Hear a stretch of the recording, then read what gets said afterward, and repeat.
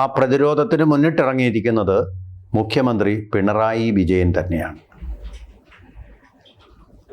ആദ്യമായിട്ട് അദ്ദേഹം സോണിയാഗാന്ധിയോടൊപ്പം ഉണ്ണികൃഷ്ണൻ പോറ്റിയെ കണ്ടത് അത് എന്തുകൊണ്ടാണെന്നൊരു ചോദ്യം അദ്ദേഹം ഉന്നയിച്ചിരിക്കുന്നു.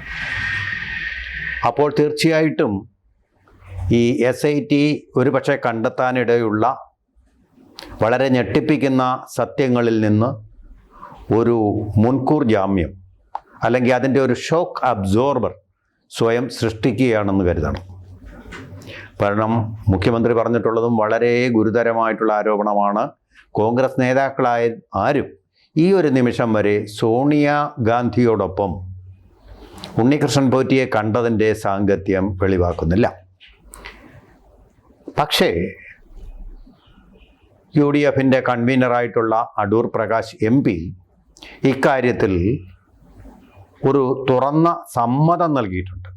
അത് ശരിക്കും ചുരുൾ അഴിക്കാൻ പര്യാപ്തമല്ലെങ്കിലും ഒരു തുറന്ന സമ്മതം അദ്ദേഹം നൽകിയിരിക്കുന്നു.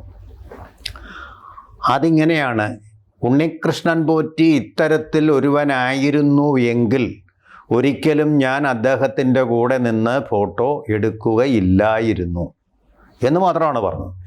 എന്തിനു പോയി, എന്താണ് കാര്യം, എങ്ങനെയാണ് അടുപ്പം, ഈ കാര്യങ്ങൾ ഒന്നും വ്യക്തമാവുന്നില്ല.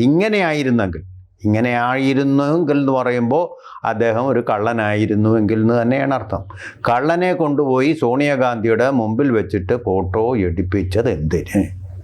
അത് താൻ അതിൽ പെട്ടുപോയതാണെന്നാണ് അടൂർ പ്രകാശ് പറയുന്നതിൻ്റെ അർത്ഥം നമുക്ക് മനസ്സിലാവുന്നത്.